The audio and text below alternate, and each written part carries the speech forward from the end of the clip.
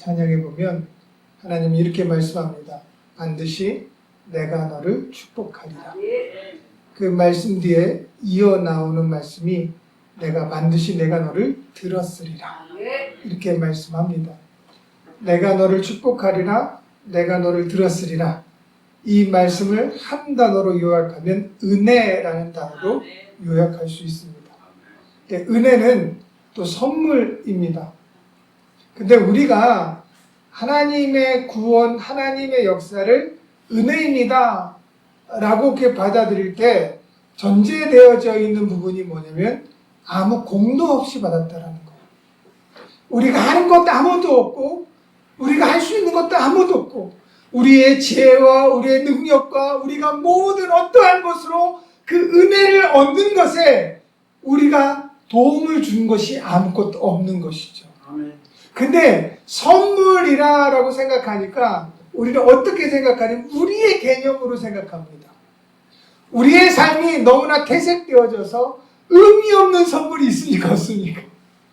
우리가 드리는 선물은 의미 없는 선물이 없어요. 반드시 무엇인가 내가 선물을 드리면 무엇인가 얻고자 하는 의도가 나한테 있는 거죠. 그것을 인정받는 것이나 아니면 그러니까 선물이 뇌물과 결합되어지는 형태로 지금 존재되어져 있는 게 지금 현 시점입니다. 그래서 선물이라는 개념이 무엇인가 내가 드려야 될 것 같고 하나님 앞에 선물을 받았으니 내가 하나님 무엇이야 해야 될 것 같은 그 본능적 책임감을 갖게 되어지는 것이죠. 그러면 하나님의 입장에서 볼 때는 어떤 느낌이 듭니까? 내가 저에게 이것을 줬는데 저가 이것을 안 했을 때에는 내가 그 은혜를 뺏어버리겠다라는 개념으로 우리가 받아들일 수 있는 거죠. 하나님은 절대 그런 분이 아니십니다. 하나님이 우리에게 주실 때에는 우리의 모든 것을 아시고 모든 것을 감찰하시고 모든 것을 보시고 주시는 것이기 때문에 그 자체가 무료입니다. 대가가 없는 거죠. 우리에게는 그 대가를 치를 수 없겠지만 하나님은 우리를 위해서 엄청난 대가를 치르십니다. 왜 하나님이 저와 여러분들에게 대가를 바라지 않고 구원의 은혜를 주셨을까요? 그것은 구원을 얻기 위해서 우리는 그 대가를 충족할 수 있을 만큼의 어떤 것도 이 세상에서 발견할 수 없기 때문에 그래서 하나님은 당신을 내어주시는 놀라운 사랑으로 우리를 이끌어 가십니다.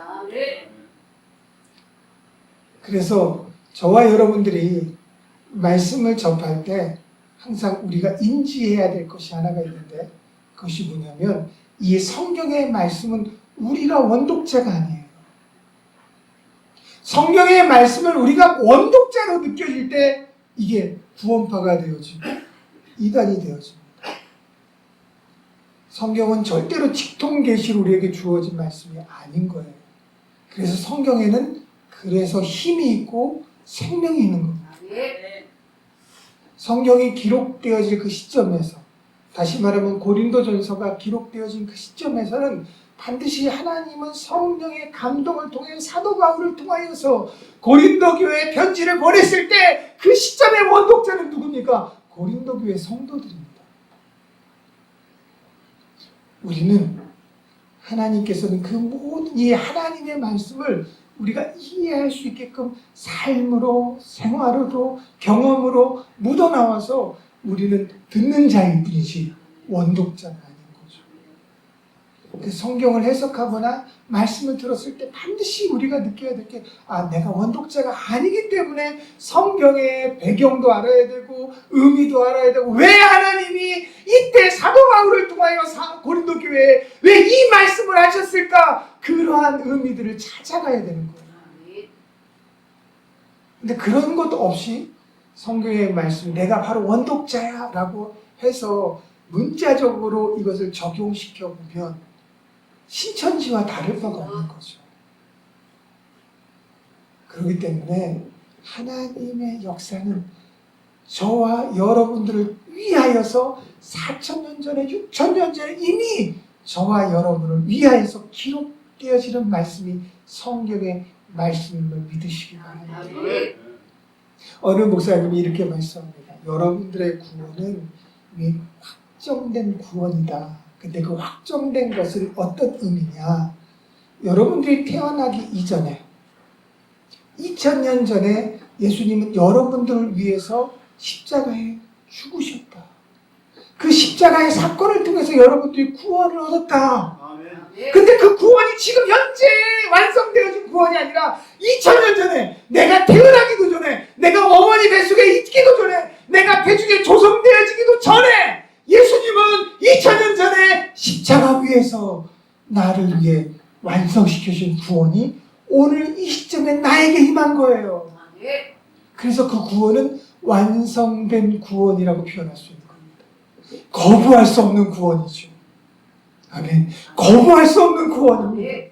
그래서 그 구원에는 우리의 어떤 공로도 필요 없는 거죠. 왜요? 2000년 전에 이미 완성된 구원이 오늘 이 시점에 이 자리에서 이 시간에 저와 여러분들에게 임함을 믿으시길 주님의 이름으로 부탁을 드립니다. 자, 오늘 말씀은 말씀의 근거로 영원히 있을 것인데 라는 제목으로 하나님 말씀을 함께 나누고자 원합니다. 구약에서 하나님을 이해하고 하나님을 정의하실 때 이 구약에는 여러 가지 부분이 있는데 크게 나누면 이 족장 시대, 왕정 시대, 그 다음에 포로기 시대로 나눕니다. 왕정 시대에는 두 가지로 나누는데 이제 통일되어 있는 시대. 사울은 원래 치진 않지만 사울 40년, 그 다음에 다윗 40년, 그리고 솔로몬 40년, 120년입니다. 솔로몬 이후에 여로보암과 르호보암을 통해서 북이스라엘과 남유다로 나누어지죠. 분열의 시기가 찾아옵니다. 그래서 그 각 시대마다 하나님을 대표하는 언어들이 있는데 이 분열 시대에 하나님을 대표하는 언어가 하나를 찾는다면 인내라는 단어예요. 아멘. 호세아서 6장 1절에서부터 6절까지의 내용을 보면 인내라는 단어가 나옵니다. 그 수없이 많은 갈등과 분열과 그리고 고통과 어려움 가운데 있던 시기에 하나님은 인내라는 단어를 통하여서 북이스라엘 백성과 남유다의 당신의 백성들을 위로해 주십니다. 나는 인내의 하나님이다. 아멘. 그러니 너희에게도 반드시 내 백성이라면 무엇이 있어야 됩니까? 인애가 있어야 된다. 글쎄 호세아 선지자는 그렇게 선포하죠. 하나님을 1인칭으로 대변하면서 나는 인애를 원하지 번제를 원하지 아니하며 제사보다 하나님을 아는 것을 원한다 라고 말씀합니다. 그래서 인애는 헤세드라고 합니다. 이 인애의 근원은 하나님이세요. 하나님이 인애의 근원이 돼서 하나님이 그 인애 헤세드를 우리 가운데 먼저 주십니다. 그래서 이 요나서에는 하나님을 이렇게, 요에서에는 하나님을 이렇게 표현한 하나님은 인애가 크시다. 하나님 은혜롭고 자비로우며 노하기를 더디하시며 인애가 크시사 뜻을 돌이켜 재앙을 내리지 아니하신다. 구원의 근거는 이 하나님의 인애에서 발출되어지는 거죠. 그 인애를 신약으로 와서 해석되어지고 인애를 대체할 수 있는 단어가 바로 아가페입니다. 사랑이죠. 하나님의 아가페 사랑은 하나님의 인애처럼 하나님은 은혜로우고 자비로우며 노하기를 더시하시며 인애가 크시사 사랑이 크시사 뜻을 돌이켜 재앙을 내리지 아니하시는 인내하시고 참고 견디며 기다리신 하나님을 표현합니다. 그 하나님의 표현의 핵심의 열매가 바로 구원이고 그 하나님의 사랑이 저와 여러분에게 다가오고 적용되어지는 것이 바로 구원된 삶을 의미합니다. 사도 바울이 다메섹 도상에서 예수님을 만나고 난 다음에 그 평생 4차에 걸쳐서 전도 여행을 떠납니다. 1차는 아시아, 소아시아, 2차는 마게도니아 접경의 유럽, 그리고 3차는 이 소아시아 마게도니아 접경되어져 있는 교회들을 둘러보고요.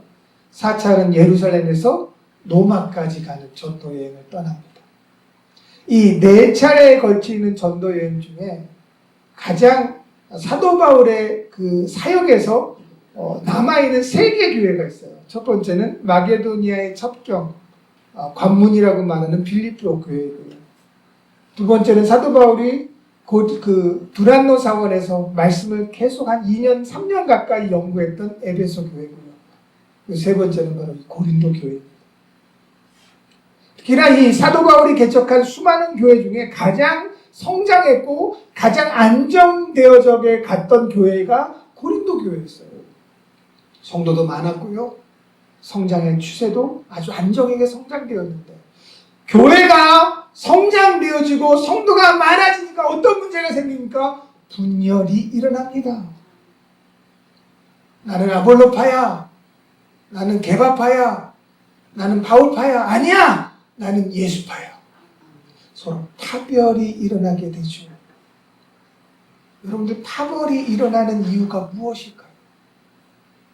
그렇지 않습니까?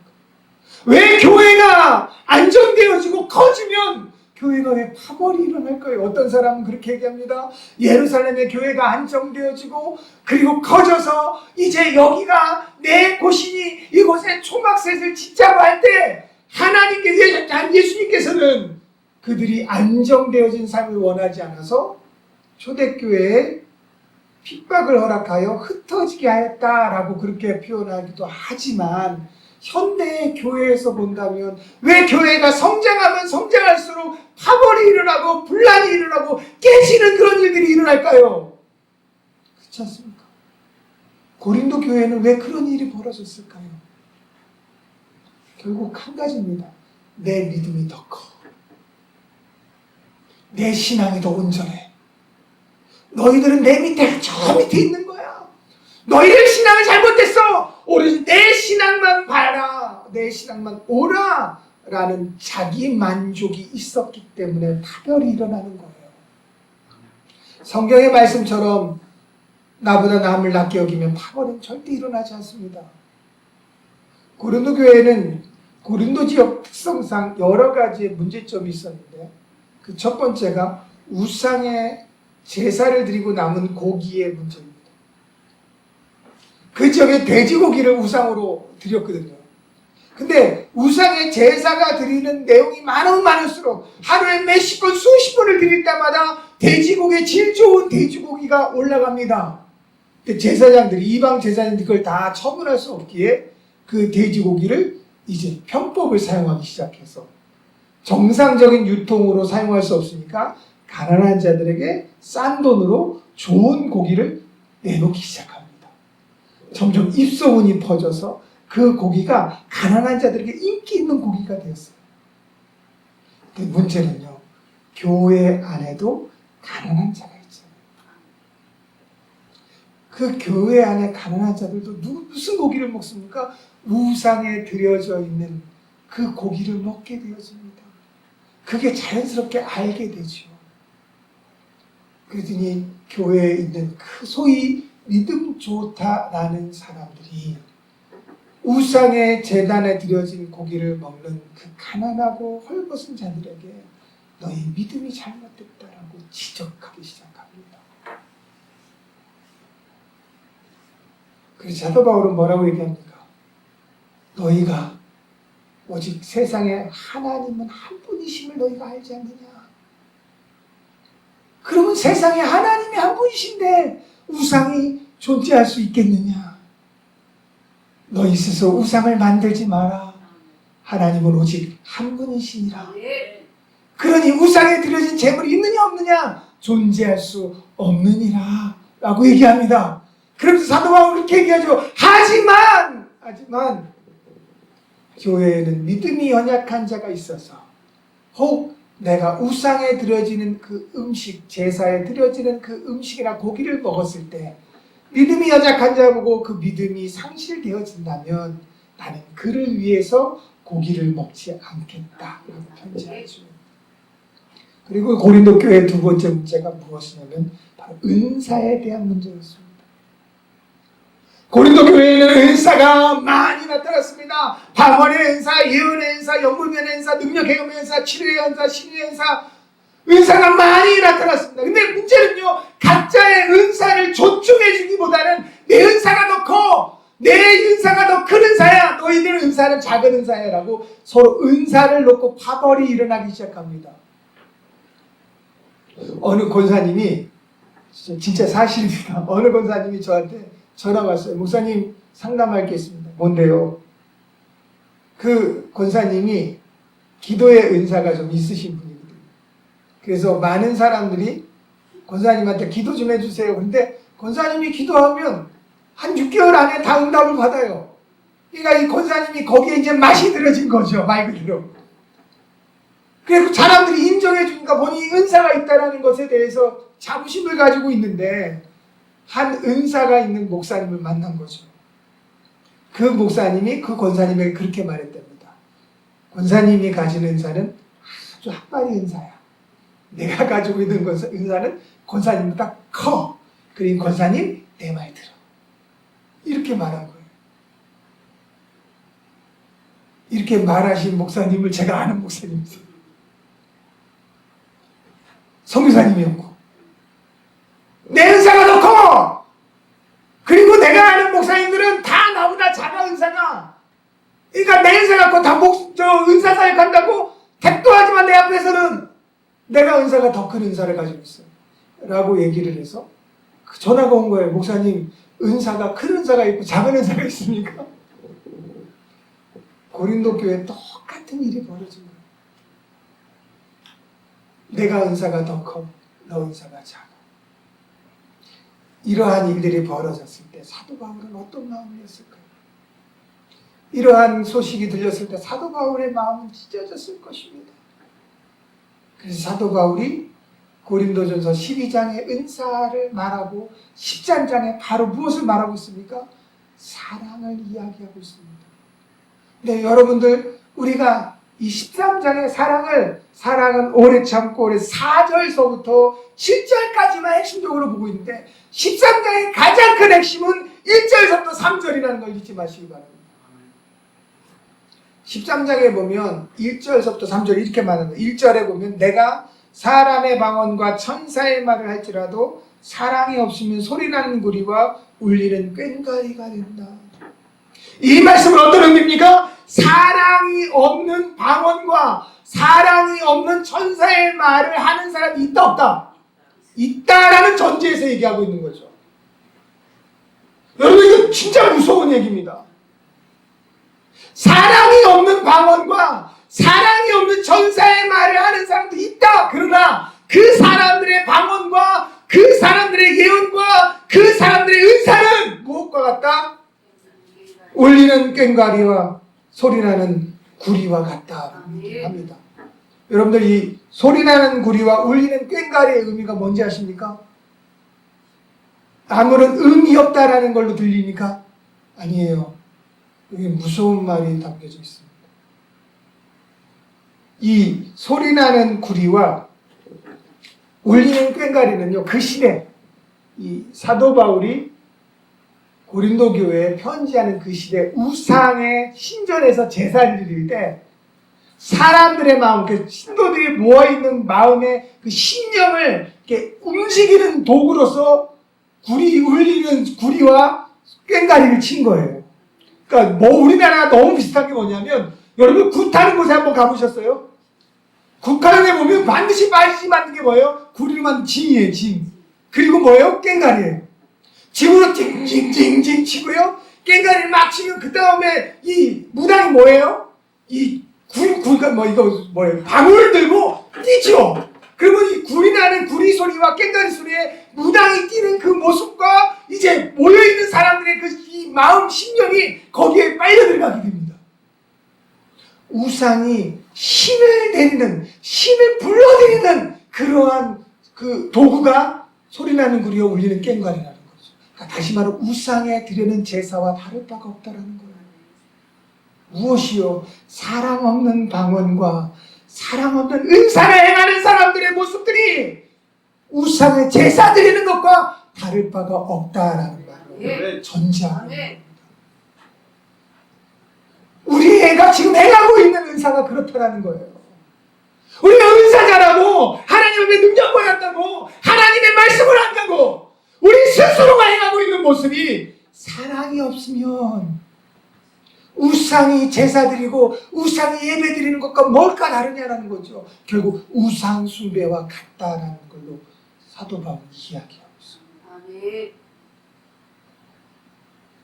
여러분, 이거 정말 무서운 얘기 아닙니까?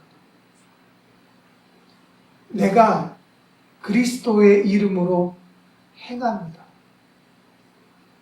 내가 그리스도의 이름으로 봉사도 하고 헌신도 하고 교회에 헌금도 하고 예배도 드리고 다 합니다. 중요한 것은 헤세드, 하나님의 인애가 없으면 그것은 누구를 위한 것이 됩니까? 나를 위한 것이 되고, 나를 위한 것이 되면 그 자체가 우상 숭배가 되어지는 거예요. 여러분, 이걸 아셔야 돼요. 내가 드리는 예배, 내가 드리는 찬양, 내가 드리고 있는 이 헌신과 헌금과 모든 것이 하나님의 헤세드가 내 안에 없어서 내가 하나님의 인애의 기초로서 아가페의 사랑으로 드리지 않는다면 이것은 우상숭배와 같은 거예요. 나를 위한 그 목적의 방향이 나이기 때문입니다. 사도 바울은 고린도 교회에 이것을 인정하고 지칭하고 있어요. 너희가 믿음이 좋다고 다른 사람을 비판하고 판단하느냐? 너희가 은사를 받았다고 다른 사람의 은사를 없이 여기느냐? 너가 예수를 믿는다고 바울을 인정한다고 스스로 계파를 만드느냐? 그것은 우상 숭배와 같은 것이다. 그렇게 말하고 있습니다. 그리고 2절에 이렇게 말합니다. 내가 예언하는 능력이 있어 모든 비밀과 모든 지식을 알고 내가 산을 옮길 만한 믿음이 있을지라도 사랑이 없으면 내가 아무것도 아니요. 아까도 말씀드렸던 것처럼 자, 산을 옮길 만한 믿음이 있는데 그 사람들 중에 사랑이 없어도 산을 옮길 만한 믿음이 있는 사람이 있습니까? 없습니까? 존재할 수 있다라는 거죠. 그런데 그 믿음이 아무것도 아닌 것은 그 안에 무엇이 없기 때문에 사랑, 아가페가 없기 때문입니다. 아가페. 3절에 이렇게 말합니다. 내가 내게 모든 것으로 구제하고 또 뇌물 불사라 내어줄지라도 사랑이 없으면 내게 아무 유익이 없느니라. 1절과 3절의 내용을 보면 제가 이 말씀을 준비하면서 1절과 3절의 내용의 말씀에서 제 지금까지 25년의 사역을 뒤돌아봤습니다. 근데 이 1절과 3절 말씀에 안 걸린 게 하나도 없더라고요.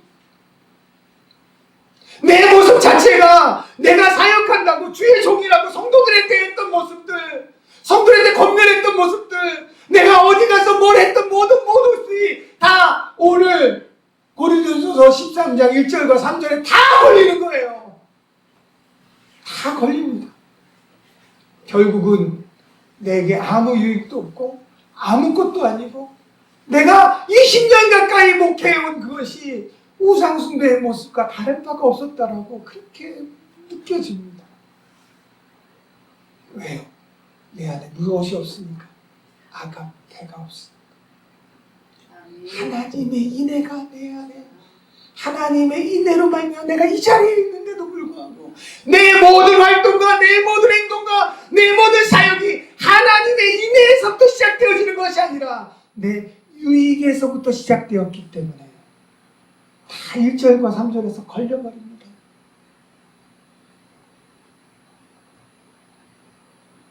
하나님은 당신의 모든 것을 내어주셨어요. 아멘. 하나님은 당신의 모든 것을 내어주셔서 우리에게 당신을 주셨어요. 아멘. 왜요? 아멘. 아가페적인 사랑으로 우리를 사랑하셨어요. 아멘. 당신을 내어주기까지 우리를 사랑하셨어요. 아멘. 그 사랑은 대가를 바라지 않는 순수한 사랑이죠. 아멘. 요한일서 4장에 보면 하나님을 이렇게 정의합니다. 하나님은 사랑이시라. 아멘. 빌립보서 2장 7절에 보면 이렇게 표현합니다. 예수님은 하나님과 동등됨이지만 스스로 그 동등됨을 취하지 않고 스스로 자기를 비워 종의 형체로 오셔. 아멘. 고린도후서 4장 6절에 보면 그렇게 말합니다. 우리는 이 질그릇을, 그 보배를 어디에 담가놨다? 우리 질그릇 안에 담가놔서 큰 능력이 하나님께 있고 우리에게 있지 않게 하기 위함이라 라고 말씀하고 있습니다. 자, 그렇다면 하나님은 곧, 아가페 하나님은 곧 누구라고 정의할 수 있습니까? 사랑입니다. 아멘. 자, 우리 성경 4절서부터 7절까지 한번 보실까요? 4장은 사랑에 대한 정의를 내리는데요. 이 사랑을 예수님으로 한번 바꿔보실까요?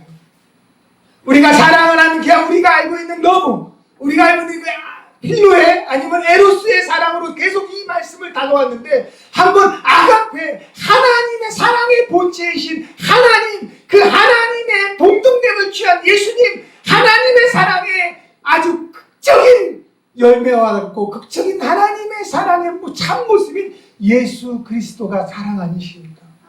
그렇다면 4절부터 7절까지의 내용을 그 사랑은 이라는 사랑의 그 단어 대신에 예수님은 이라고 한번 읽어보면 어떨까요?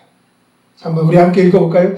예수님은 오래 참고, 예수님은 온유하며 시기하지 아니하며, 예수님은 자랑하지 아니하며 교만하지 아니하며 무례히 행하지 아니하며 자기의 유익을 구하지 아니하며 성내지 아니하며 악한 것을 생각하지 아니하며 불의를 기뻐하지 아니하며 진리와 함께 기뻐하며 모든 것을 참으며 모든 것을 믿으며 모든 것을 바라며 모든 것을 견디느니라. 아멘.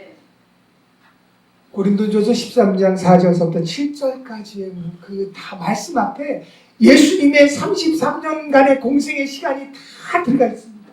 3년간에 예수님이 어떻게 행하셨고 우리를 어떻게 대하셨고 십자가를 어떻게 지셨는지가 4절서부터 7절까지 내용에 다 함축되어져 있는 겁니다. 이게 예수님의 사랑이다. 아멘. 그러니 그 예수님의 사랑으로 구원받은 너희가 그 사랑으로 말미암아 사랑을 행하지 아니하면 너희는 예수님과 아무 상관이 없다. 아멘. 그런 말씀인 거예요.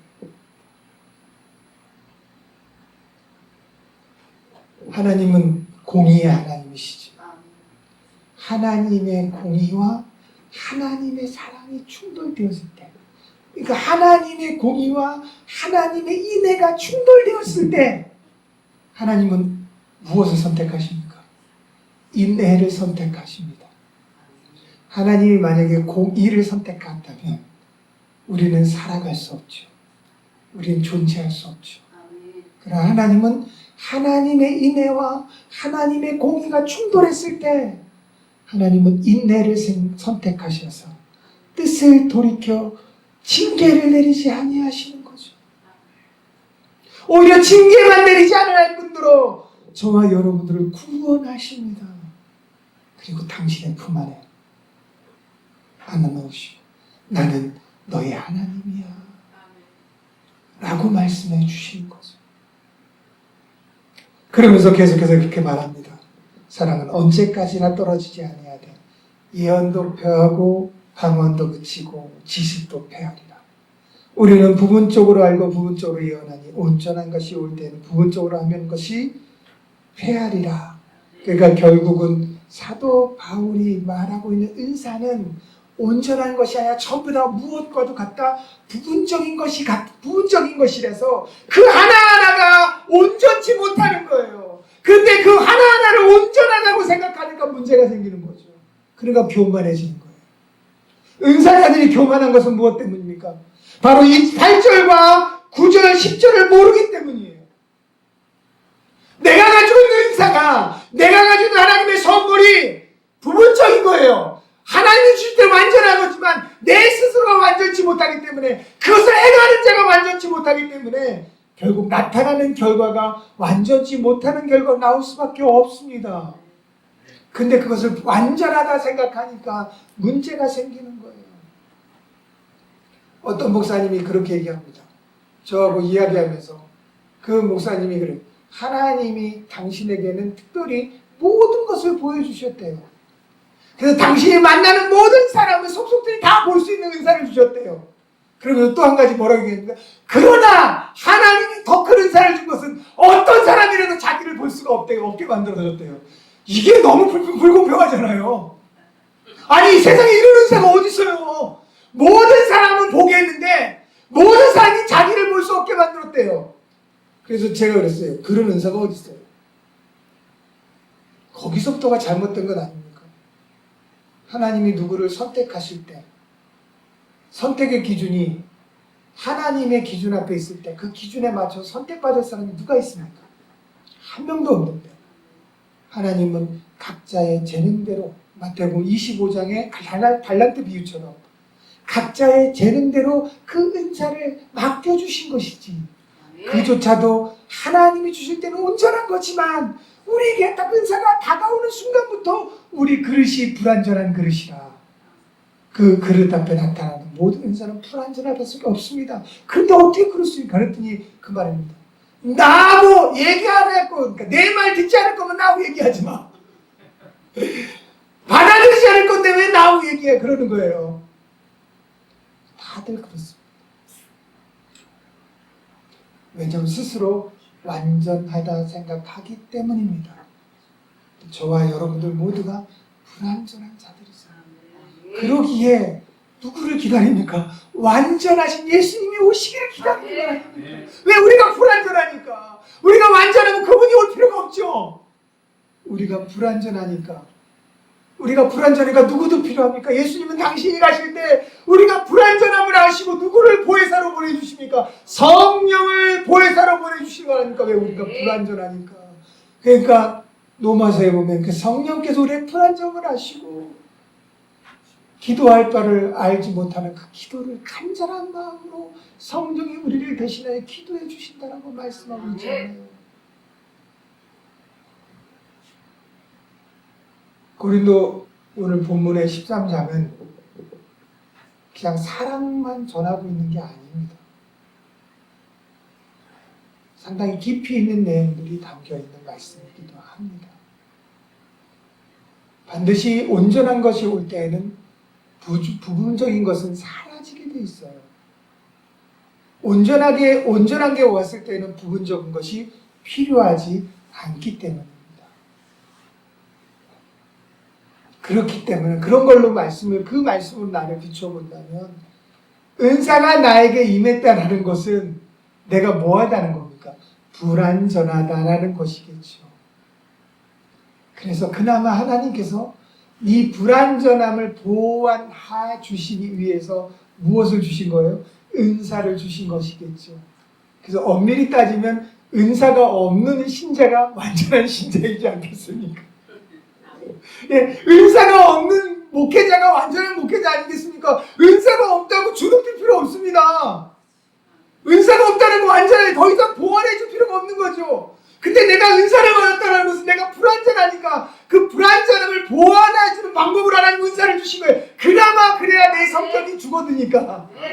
그나마 그러니까 내가 다른 사람에게 상처 주지 않고 그리스도의 아가페 사랑을 전할 수 있으니까 은사를 주신 거 아니겠습니까? 아니, 그렇게 생각하면 상처 줄 일이 없지요. 그거를 이야기하고 있는 겁니다. 사도 바울은 고린도 교회 성도들에게 그것을 지금 전하고 있는 거예요. 그러면서 그렇게 말합니다. 우리가 지금은 거울을 보는 것 같이 희미하나 그때는 얼굴과 얼굴을 내볼 것이요, 지금은 내가 부분적으로 하나 그때는 주께서 나를 아는 것 같이 내가 온전히 알리라. 이 말을 거울을 보는 것 같이, 제가 어렸을 때 이 말이 절대 이해가 안 됐어요. 왜 이해가 안 되냐면 지금 거울을 보면 너무 또렷하게 내 모습이 너무 선명해. 저만 하나 다 보이잖아요. 근데 아니 거울을 보는 것 같이 희미하고 얼굴과 얼굴을 맞대어 보는 것 같이 이 말이 이해가 안 됐는데 그 시대의 거울은 이 고린도 교회 이 시대의 로마 시대의 거울은요 청동을 이렇게 닦아서 반질반질하게 닦아서 만든 거울이라 거울이 상당히 비쌉니다. 근데 아무리 청동을 닦아서 반질반질한다 해도 완전하게 비춰지지 않잖아요. 희미하게 보입니다. 그것을 의미하고 있는 거예요. 예수님이 올 때는 희미함이 사라지고 얼굴과 얼굴이 맞대는 것처럼 선명하게 보이는 것이죠. 그러면서 그런즉 믿음, 소망, 사랑 이 세 가지는 항상 있을 것인데 그 중에 제일은 사랑. 아멘. 자, 여기에서 보면 왜 사도 바울은 결론과도 같습니다. 왜 사도 바울은 사랑을 제일이라고 말씀하고 있을까요? 믿음, 소망, 사랑 이 세 가지는 항상 있을 것인데 그러니까 예수님이 재림하시면 완전한 그분이 우리 가운데 오시면 우리 안에 나타날 게 무엇입니까? 세 가지밖에 없는 거예요. 믿음, 소망, 사랑. 이 세 가지만 나타낼 수 있는 거예요. 나머지는 다 부분적인 것이기 때문에 완전한 예수님이 오시면 그 부분적인 것은 다 사라져버리니까 우리가 내세우고 하나님 앞에 우리가 온전하다고 나타낼 수 있는 것은 믿음, 소망, 사랑 이 세 가지밖에 없는 거예요.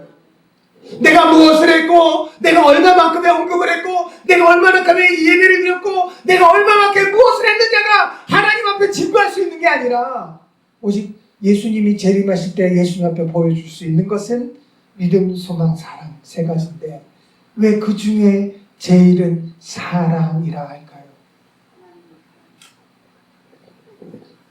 믿음, 소망의 근거. 다시 말하면 믿음, 소망이 온전해지기 위한 근거는 어디서부터 시작되어야 되니까요? 사랑에서부터 시작되어서 아멘. 이 말씀이 바로 1절, 13장 1절과 3절의 말씀을 다시 13절에서 반복해서 결론으로 얘기하고 있는 거예요. 왜 천사의 방언, 천사의 말, 방언의 말을 하더라도 사랑이 없이는 울리는 꽹과리와 소리난 구리와 같냐라고 말하는 것은 바로 그 모든 것이 어디에 발출되는 거예요? 믿음이라는 단어 안에 들어가지 않아요. 근데 사랑이 없는 믿음은 산을 옮길 만한 믿음이 있을지라도 사랑이 없으면 아무것도 아니라고 말씀하고 있는 것은 사랑을 근거로 하는 믿음만이 끝까지 남을 수 있는 믿음이라고 말씀하고 있는 거죠. 아가페가 없는 믿음은 거짓 믿음이에요. 그 믿음의 출처가 하나님의 이내에서 출처되지 않으면 그 사랑은 거짓된 사랑인 겁니다. 똑같은 사랑이란 단어에도 아가페 외에 에로스도 있고요. 필로에도 있습니다. 똑같은 단어의 사랑 안에서도. 그런데 믿음의 출처는 어디서부터 시작되어야 됩니까? 사랑 안에서 시작되어진 믿음만이 온전한 믿음이 되어질 수 있습니다. 근데 그 사랑은 먼저 누구를 사랑해야 됩니까? 그 다음에 하나님을 사랑하는 것과 똑같이 또 누구를 사랑해야 됩니까? 이웃을 사랑한다면서 사랑하지 않고 하나님을 사랑한다 그러면 그 사랑의 말이 거짓말이라고 성경은 말하고 있지 않습니까? 네 작은 소자에게 하는 것이고 누구한테 하는 것이다? 나에게 하는 것이다. 내 믿음이 나를 향하고 있는 믿음이냐? 그것은 절대로 사랑을 근거로 하는 믿음이 아니죠. 그것은 대가를 바라고 하는 믿음이죠. 그래서 우리는 그렇게 기도합니다. 하나님, 내가 이만큼 하나님께 믿음을 보였으니 이제는 좀 하나님 나에게 응답해 주세요. 아니 이 정도 기도했다면 좀 움직여 주실 만도 하지 않겠습니까? 제가 지금 개척한 지 14년 됐습니다. 교수로 한 10년 정도 강의를 했고 개척한 지 14년 동안에 계속 기도했겠죠. 지금 개척한 고양시 일산에 있는 2층에 상가에다 개척을 했는데 거기에 지금까지 있습니다. 14년 동안. 매번 어떤 목사님이 올 때마다 목사님 옮기세요. 옮기셔야지 부흥됩니다.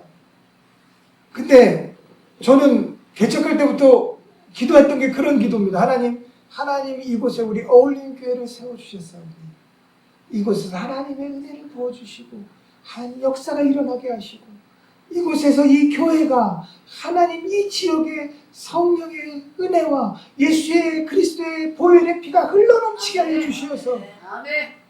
이 지역을 품을 수 있는 교회가 해달라고. 근데 부흥이 안 된다고 옮기면 그 기도가 무슨 소용이 있어요?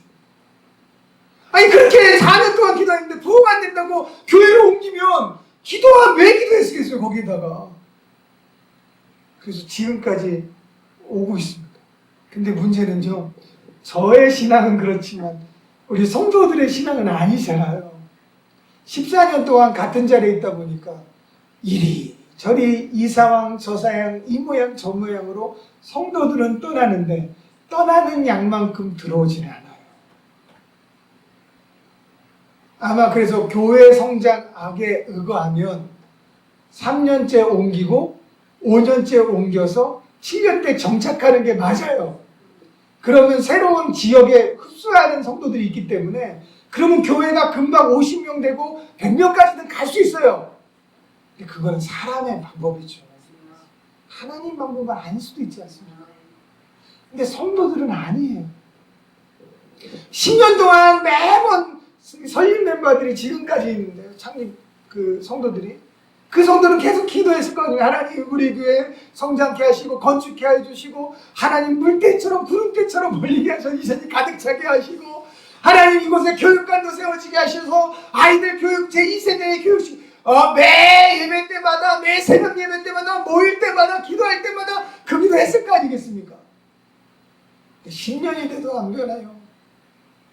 10년이 넘으면 이제 강산이 넘었다고 견디면 하나님이 해주실 것 같은데 그 모양 그 꼴 그대로예요. 그러니까 성도들이 실망하기 시작합니다. 저희 교회가 필리핀 세부 막탄에 빈민촌에 지교회를 세웠어요. 빈민촌 세 군데를 섬기고 있는데 성도들을 데리고 작년에 11월 달에 그러니까 세부의 빈민촌 지교회 세운 지 1주년 기념으로 세 쌍을 결혼식을 해주고 한 주간의 축제 기간, 그러니까 이카시 마을의 축제 기간으로 저희가 섬겨주기 위해서 한 1,500만 원 예산을 들여서 갔어요. 근데 이제 우리 성도들을 모시고 갔죠. 가서 다 해주고 마지막 날 돌아오기 전에 이제 나눔을 하는데 권사님이 그 얘기를 하시는 거예요. 목사님, 솔직히 고백합니다. 저 교회 떠나려고 그랬어요. 아니 왜요? 제가 아무리 10년 넘게 14년 넘게 기도했는데 교회는 부흥이 안 되지. 항상 그 모습 그 자리지. 그래서 하나님이 우리 교회에 없는 줄 알았어요. 하나님이 우리 교회 버렸구나라고 생각했어요. 변화가 없으니까. 그랬는데 여기 와보니 10년 동안 기도했던 우리의 기도의 내용들이 하나님이 이곳에서 빠짐없이 한 글자도 빠짐없이 이루어 나가는 걸 보게 되었습니다. 여기에 빈민촌에 있는 이 세부의 막탄에 있는 빈민촌 아모니 교회에 우리가 기도했던 것이 하나하나 다 이루어가고 세워나가고 이끌어가는 것을 보여주셨습니다. 우리의 기도가 헛되지 않은 걸 알았습니다. 우리는 우리 고양시에 있는 어울림 교회에서 그런 응답받기를 원했는데 하나님은 10년의 기도의 역사를 이곳에서 이루셨네요. 하나님 감사합니다. 나눔을 그렇게 고백하는 거예요. 하나님은 침묵하십니다. 침묵하실 때가 더 많아요. 사실 우리가 하나님 앞에 평생 기도하지만 어느 종교과학자, 우리 그 기독교의 개신교 과학자가 우리 신앙인들, 크리스찬들이 평생 응답받는 퍼센트를 연구해 봤답니다. 2%가 안 된답니다. 전체 기도하는 거에 응답받는다라고 2%가 안 된다. 그럼 98%는 하나님께서 침묵하셨다는 거잖아요. 하나님께서 침묵한 것이고 98%는 우리가 잘못 기도한 것이고 그렇게 되겠죠. 하나님은 사실은 침묵할 때가 더 많습니다.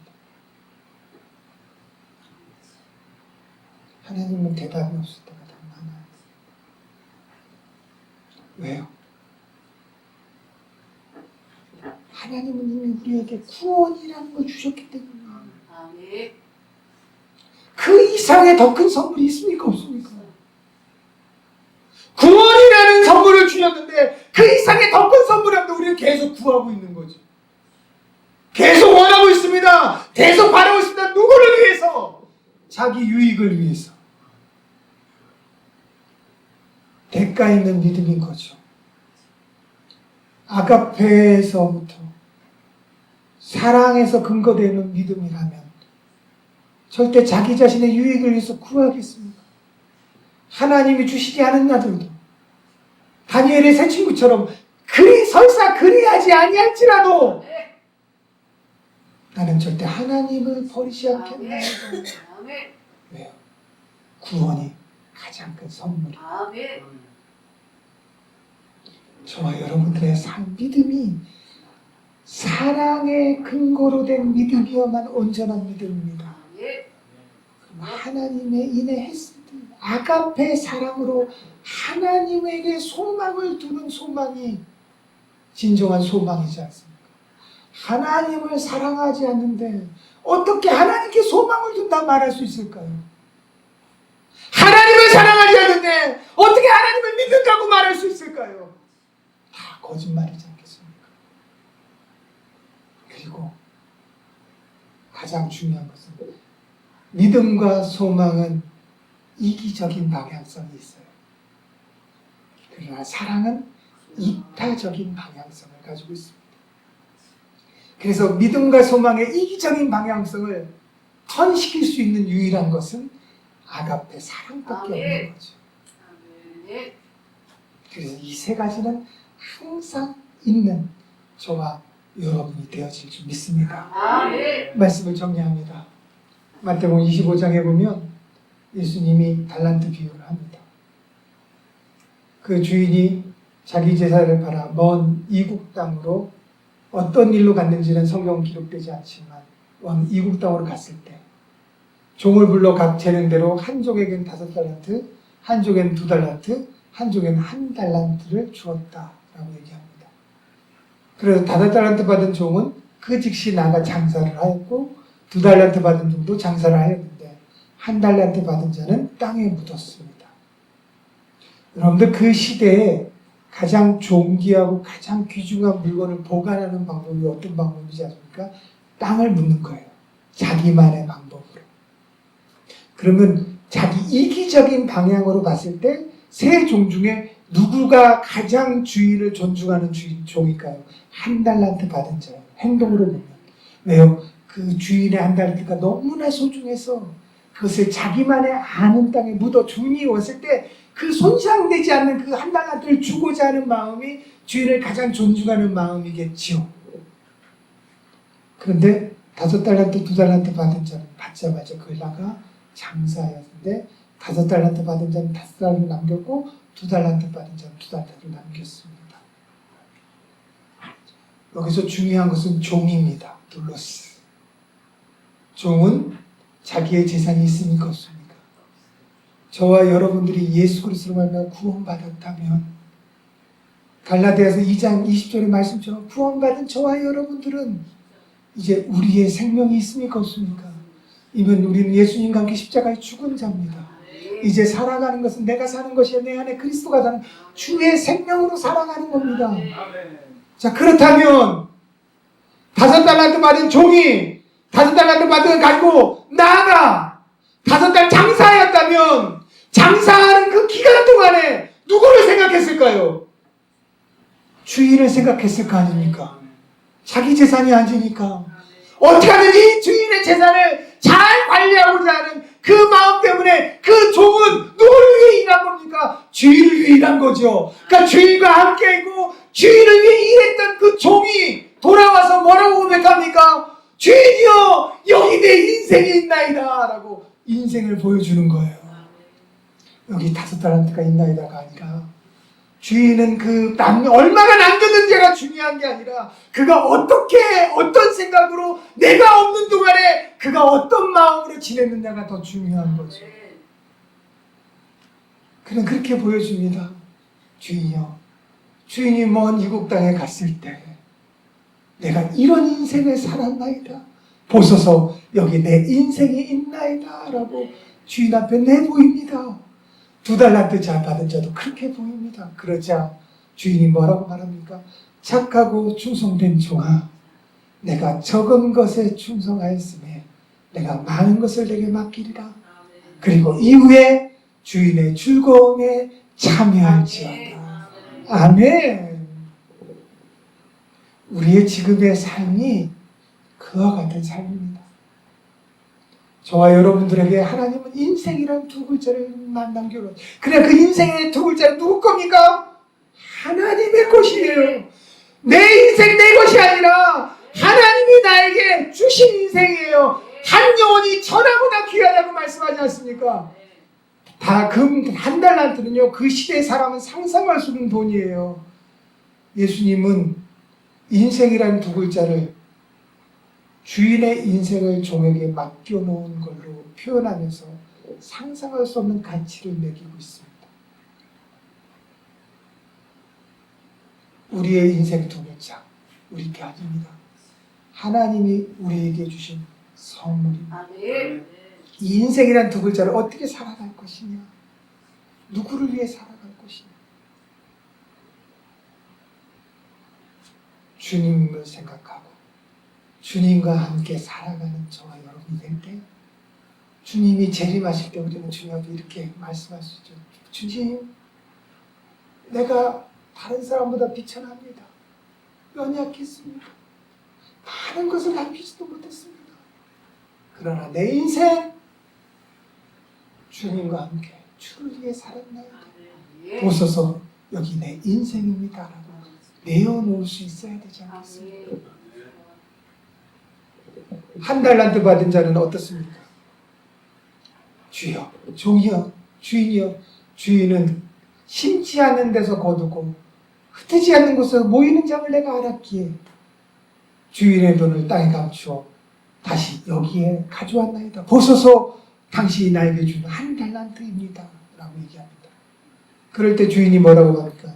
그래, 내가 심지 않는 데서 거두고 흩지 않는 곳에서 모이는 줄 알았느냐? 그렇다면 내 이 1달란트를 이자를 얻어서 이자 놓겠다는 사람들한테 줘서 이자라도 얻어서 나한테 줘야 되는 건 아니냐? 이 악하고 무익한 게으른 종아라고 얘기를 합니다. 그 이유가 무엇일까요? 땅에 감춰 놓았던 것은 이제 그 땅에 감추는 그 순간부터 이 사람이 종의 인생은 주인과는 관계없는 인생을 살아가는 거죠. 자기를 위한 인생을 살아가는 겁니다. 그러니 주인이 뭐라고 표현합니까? 악하고 게으른 종이라고 표현하는 거죠. 사랑은 여기 있습니다.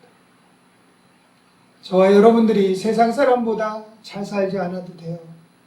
성공 안 하지 않아도 돼요. 많은 돈 갖지 않아도 돼요. 좀 건강하지 못하면 어때요? 좋은 차 타지 못하면 어떻고, 좋은 집에 살지 못하면 어떻습니까? 그러나 저와 여러분들에게는 세상이 갖지 못했던 그 보화를 우리는 갖고 있지 않습니까? 예수 그리스도. 우리가 살아가는 인생이란 2글자는 바로 영원히 있을 것인데 아가페 사랑으로 말미암아 만들어진 인생이요. 그 인생 안에 믿음과 소망으로 예수님의 재림을 기다리는 믿음의 백성들임을 믿습니다. 그래서 예수님 오실 때 다시 한번 말씀드리지만 주여 보소서 내 인생이 여기 있나이다 라고 내어놓을 수 있는 저와 여러분들 우리 모두가 되어질 줄 믿습니다.